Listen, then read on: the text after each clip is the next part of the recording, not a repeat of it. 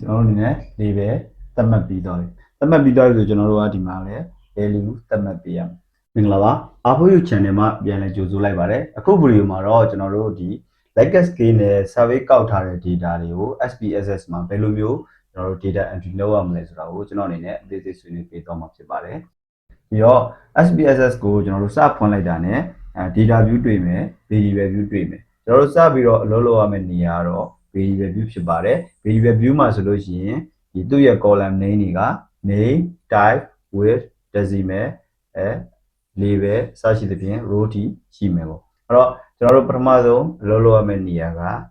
name မှာဖြစ်ပါတယ် name ကဒီနေရာကဘာလဲဆိုရင်ကျွန်တော်တို့ data entry သွင်းမဲ့ variable ရဲ့အမည်ကိုကျွန်တော်တို့ဒီနေရာမှာသတ်မှတ်ပေးရမှာဖြစ်ပါတယ်အဲ့တော့ကျွန်တော်အနေနဲ့ဒီ data entry သွင်းတဲ့အခါမှာဒီ gender ဒါကို entry သွင်းမှာဖြစ်တဲ့အတွက်ကျွန်တော်ကဒီနေရာမှာ gender ဆိုပြီးတော့သတ်မှတ်လိုက်ပြီး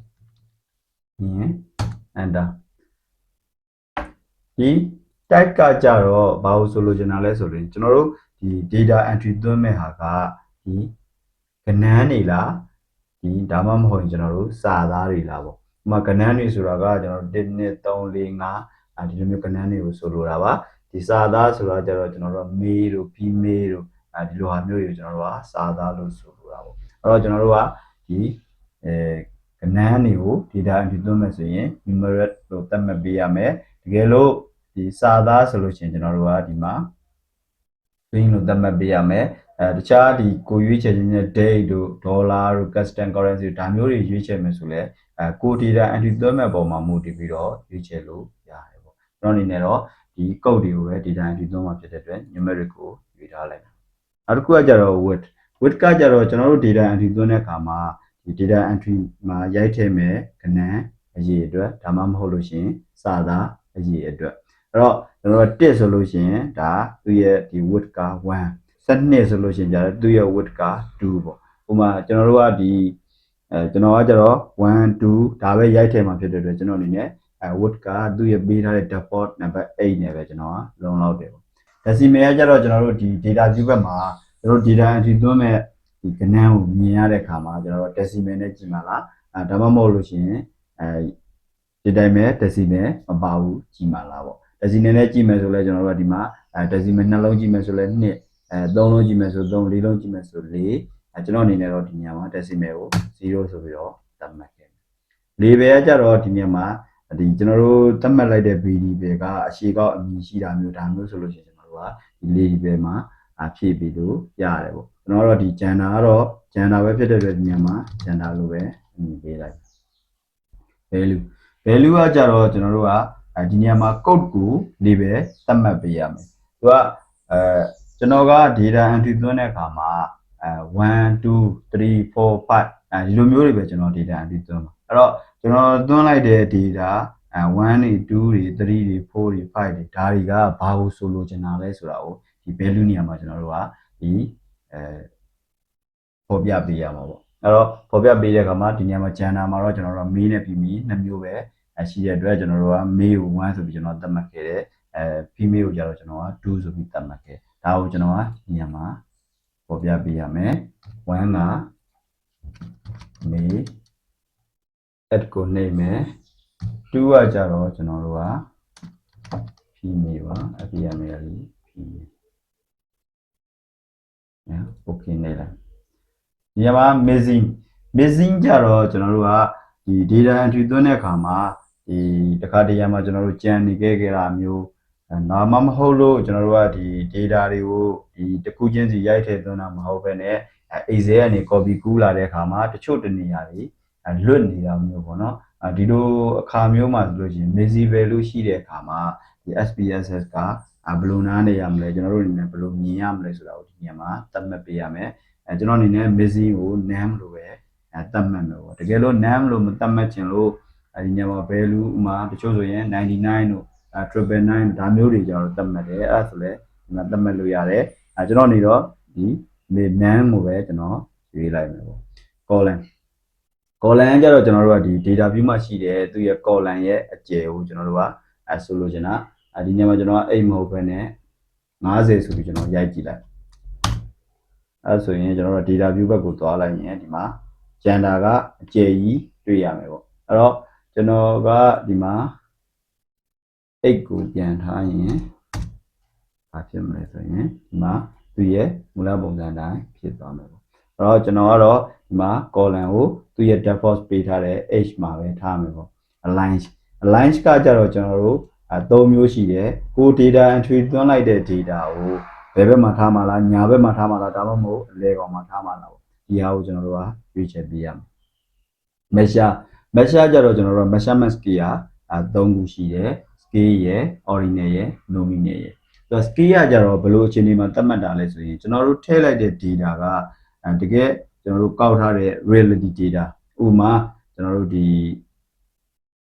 အသက်အရွယ်လိုဟာမျိုးပေါ့နော်အသက်အရွယ်ဆိုလို့ရှိရင်အသက်25နှစ်35နှစ်45နှစ်ဒီလိုမျိုးဒီ open ended question နဲ့သူတို့ရဲ့အသက်တွေကိုအမှန်တကယ်ထည့်ထားတဲ့ data လိုဟာမျိုးနောက်တစ်ခုကကျွန်တော်တို့ income လိုဟာမျိုး2သိန်းရတယ်5သိန်းရတယ်6သိန်းရတယ်2သိန်းခွဲရတယ်ဒါမျိုးတွေကိုကျွန်တော်တို့ကထည့်တကယ်ဒီ open ended question နဲ့မိထားပြီးတကယ်accurate data ကိုရိုက်ထည့်တဲ့အခြေအနေမျိုးမှာဆိုကျွန်တော်တို့က scale ကိုရွေးပေးရတယ် ordinal ကကြတော့ကျွန်တော်တို့ကဒီကျွန်တော်တို့ရှိတဲ့ data တွေကိုအဆင့်အတန်းခွဲခြားပြီးတော့ coding သတ်မှတ်လိုက်တယ်ဒီလိုမျိုးအဆင့်အတန်းခွဲခြားလို့ရတဲ့ data မျိုးဆိုရင်ကျွန်တော်တို့က ordinal သတ်မှတ်ပေးရမယ်ဥပမာအနေနဲ့ဆိုရင်ကျွန်တော်တို့ပညာရေးကြတော့ကျွန်တော်တို့ကဒီထားပါတော့primary ရှိမယ် secondary ရှိမယ်high school ရှိမယ် graduate ရှိမယ်master ရှိမယ် PhD ရှိမယ်ဒါတွေကိုကျွန်တော်တို့က coding အနေနဲ့ဒီ primary ဆိုရင်1 secondary ဆိုရင်2ဒီလိုမျိုးသတ်မှတ်ခဲ့ဒါတွေကြကျွန်တော်တို့က ordinal လို့ရွေးပေးရမယ်။ဘာကြောင့်လဲဆိုရင်ကျွန်တော်တို့က1ကprimary ဆိုတာအဆင့်ပြီးလို့ရှိရင် secondary ဆိုကျွန်တော်တို့ကအဆင့်ခွဲခြားတဲ့ပုံစံမျိုးပေါ့နော်။နောက်တစ်ခုကကျွန်တော်တို့ဒီ strongly agree disagree ဒီလိုမျိုးဟာတွေဆိုလဲကျွန်တော်တို့က ordinal ပဲသတ်မှတ်ပေးရမယ်။ဘာဖြစ်လို့လဲဆိုရင် ordinal ကသူကဒီအဆင့်တန်းခွဲခြားလို့ရတဲ့အခြေအနေမျိုးမှာသုံးတာ strongly agree disagree ကလည်းကျွန်တော်တို့ကသတ်မှတ်တဲ့အခါမှာ1ဆိုရင် strongly disagree သုံးမယ်2ဆိုရင် disagree 3ရဲ့ neutral သူကအဆင့်အတန်းခွဲခြားလို့ရတယ်ဒီလိုအခြေအနေမှာဆိုကျွန်တော်တို့က ordinal လို့သတ်မှတ်မယ်ပေါ့နောက်တစ်ခုဒီ nominal ပေါ့ nominal ကြတော့ကျွန်တော်တို့ကဘယ်လိုအခြေအနေမျိုးလဲဆိုလို့ရှိရင်ကျွန်တော်တို့ဒီကြားမှာလိုဟာမျိုးကျွန်တော်တို့က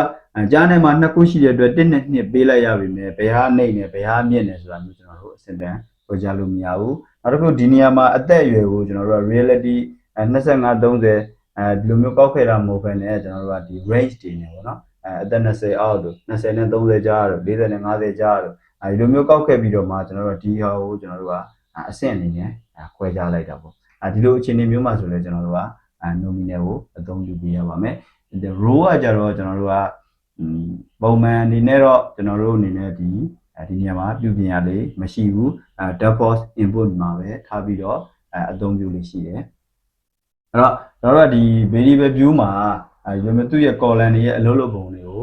တည်သွားပြီဆိုလို့ရှိရင်ကျွန်တော်တို့အနေနဲ့ဒီ data view မှာကျွန်တော်တို့data တွေထည့်လို့ရမယ်ပြီးလို့ရှိရင်ကျွန်တော်တို့ variable view မှာသတ်မှတ်ထားတဲ့အတိုင်းdata view မှာပါမယ်ပေါ့အဲ့တော့ဒီမှာကကျွန်တော်ကvariable ကို genre တစ်ခုပဲသတ်မှတ်ပေးရတယ် Excel တွေကနေပဲကျွန်တော်copy ပို့လိုက်ဒီမှာ particle လောက်ထားပြီးသားပေါ့နော်ဒီ particle ကိုကျွန်တော်ကcopy ပို့လိုက်မယ်ပြီးရင်မသွားလိုက်ပြီးကျွန်တော်ကဒီမှာ paste ချလိုက်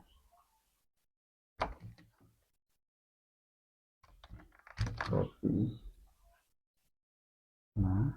paste ချဒါဆိုရင်ကျွန်တော်တို့ကဒီ name column မှာဒီကျွန်တော်တို့ထည့်မဲ့ variable ရဲ့အမည်တွေရသွားပြီရှေ့မှာကျွန်တော်ဆွေးနွေးခဲ့သလိုပဲကျွန်တော် data entry သွင်းမှာကအကုန်လုံးကဒီ number တွေ code တွေဖြစ်တဲ့အတွက်ကျွန်တော်ကဒီ type မှာဆိုလို့ရှိရင်လည်း numeric ထားခဲ့မှာပေါ့နော်ဒီ width မှာကျတော့လေကျွန်တော်က1 2 3 4 5ဒီလိုမျိုးကဏ္ဍတွေပဲကျွန်တော်ထည့်မယ်ပြီးတော့တစ်လုံးချင်းစီပဲကျွန်တော်လိုက်ထည့်မှာဖြစ်တဲ့အတွက် width က8ထားတယ်ဆိုကျွန်တော်တို့လုံလောက်တယ်အဲ့တော့သူပေးထားတဲ့ default ကိုကျွန်တော်အပြင်မဲ့နဲ့ဒီ h ကိုပဲထားလိုက်မယ်ပေါ့နောက်တစ်ခု decimal ကတော့သူကနှလုံးထားတယ်ဒါပေမဲ့ကျွန်တော်ကဒီနောက်က decimal တွေနဲ့မမြင်လို့ဘူးအဲ့တော့ကျွန်တော်အကလုံးကို0ပဲထားလိုက်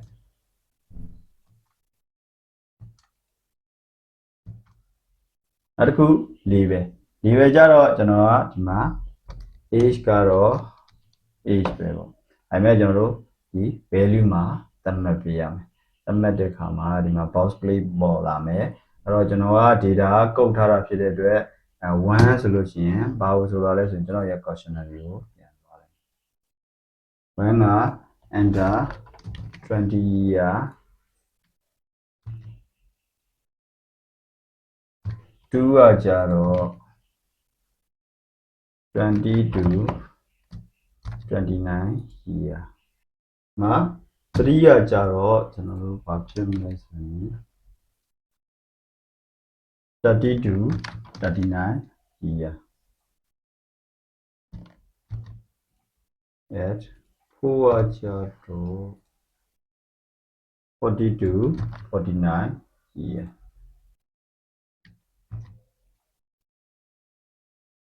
not good 5 ကကြတော့ 50 year and above အဲဆိုရင်ကျွန်တော်တို့ကအသက်အရွယ်ကိုဒီသူ့ရဲ့ value သတ်မှတ်ပေးလိုက်ပြီပေါ့နေစည်းကတော့ကျွန်တော်တို့နာမည်ထားမယ် column နဲ့ h မှာထားမယ် right ပြီးရင်ဒီကောင်ကကျွန်တော်တို့အသက်အရွယ်ကိုဒီကုတ်နဲ့ခွဲခြားထားတာဖြစ်တဲ့အတွက်ဒီအစင်တန်းခွဲခြားလို့မရဘူးသူ့ကိုကျွန်တော်တို့က nominal ကိုရွေးလိုက်မယ်ဒီ P1 to P6 ကြတော့ကျွန်တော်တို့ကဒီ legacy scale data နဲ့ survey ကောက်ထားတာအဲ့တော့ကျွန်တော်တို့ legacy scale နဲ့ survey ကောက်ထားတာဆိုရင်ကျွန်တော် P1 ရဲ့ statement ကဘာလဲဆိုတော့ကျွန်တော်တို့ဒီမှာဒီပဲသတ်မှတ်ပြီးလို့ရအဲ့တော့ကျွန်တော် P1 ကဘာလဲဆိုတော့ကျွန်တော်တို့ရဲ့ questionnaire ကနေပဲ copy ကူးလိုက်မယ် copy ပြီးရင် paste နောက်တစ်ခုက P2 ကလည်းဒီမှာ copy ပြီးရင် paste P3 ကိုလည်း copy paste ဟုတ် P4 ကိုလည်း copy paste P5 ကိုလည်း copy paste P6 copy paste ကျွန်တော်အနေနဲ့လေးပဲသတ်မှတ်ပြီးသွားပြီသတ်မှတ်ပြီးသွားပြီဆိုကျွန်တော်တို့ကဒီမှာလည်း value သတ်မှတ်ပေးရမယ်အဲ့တော့ကျွန်တော်တို့ဒီ value သတ်မှတ်မယ်ဆိုရင်ကျွန်တော်တို့ကဒီကျွန်တော်တို့ legacy scale ကို base scale နဲ့ကောက်ခဲ့ရတယ်အဲ့တော့ကျွန်တော်တို့ရဲ့ questionnaire ကိုပြန်သွားလိုက်ပါပြီးရင်ဒီမှာ strongly disagree to strongly agree အဲ့တော့ဒီ strongly disagree က1 2 3 4 5အဲ့တော့ကျွန်တော်တို့ရဲ့1က strongly disagree 1 STR1GL1 strongly disagree at လောက်လိုက်မယ်2ကကြတော့ disagree 3ကnew TR 4ကကြတော့ကျွန်တော်တို့က agree agree 5က strongly STR1GL1 strongly agree okay တော့ကျွန်တော်တို့တစ်ခုကိုသတ်မှတ်ပြီးဆိုတာ ਨੇ ဒီ copy ကူးလို့ရပါတယ်အားလုံးကိုကျွန်တော်တို့တစ်ခုချင်းစီလိုက်ပြီးတော့သတ်မှတ်နေလို့မလိုပါဘူး copy ကဘယ်လိုကူးရမလဲဆိုကျွန်တော်တို့ဒီပေါ်မှာ right click တစ်ချက်ထောက်လိုက်မယ် copy ပြီးရင်အောက်မှာကိုချလို့တဲ့နေရာမှာ right click တစ်ချက်ထောက်ပြီးတော့ paste ကိုနှိပ်လိုက်ရင်ရတယ်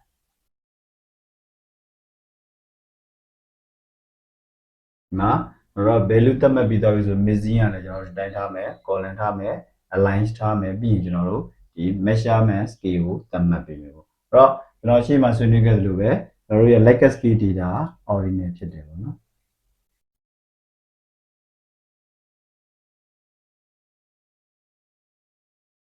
ဒါဆိုလို့ရှိရင်ကျွန်တော်တို့က variable view မှာကျွန်တော်တို့ variable တွေသတ်မှတ်ပြီးသွားပြီ variable တွေသတ်မှတ်ပြီးသွားပြီဆိုကျွန်တော်တို့ data view မှာ entry သွင်းလို့ရတယ်အဲ့တော့ data entry သွင်းမယ်ဆိုရင် data view ကိုသွားမယ်ပြီးရင်ကျွန်တော်တို့ဒီမှာ gender ရှိမယ်ဒီဘက်မှာကျွန်တော်တို့ variable view မှာသတ်မှတ်ခဲ့တဲ့ gender A P1 to P6 ဒီမှာလဲ gender age P1 to P6 အဲ့တော့ကျွန်တော်တို့ data entry သွင်းမယ်ဆိုရင်ဒီမှာ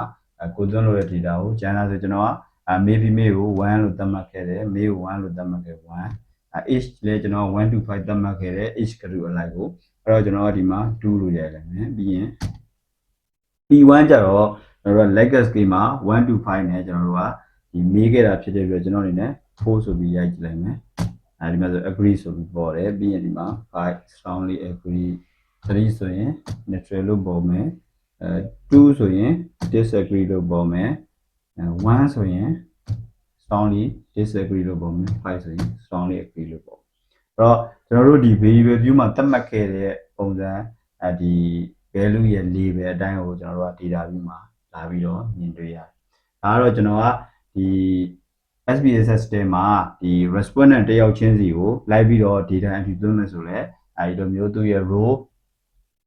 1ဆိုလို့ရင်ဒါ respondent တယောက်စာ row 2က respondent number 2 respondent number 3 respondent number 4 respondent number 5အဲဒီလိုမျိုးတန်းချင်းစီကျွန်တော်တို့ data entry သွင်းသွားလို့ရတယ်ကျွန်တော်အနေနဲ့တော့ကျွန်တော်ဒီ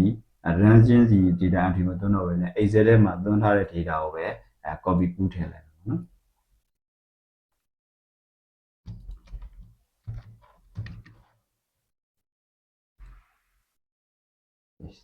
ဒီမှာဒါဆိုလို့ရှိရင်ကျွန်တော်တို့ကဒီ SPSS တဲကိုကျွန်တော်တို့ data entry လုပ်လိုက်ပြီပေါ့ဒီမှာပေါ်နေတာကကျွန်တော်တို့ label view နဲ့ပေါ်နေတယ်တကယ်လို့ကျွန်တော်တို့ကဒီ code နဲ့မြင်ကျင်တယ်ဆိုလို့ရှိရင်ဒီအပေါ်လေးမှာဒီ1နဲ့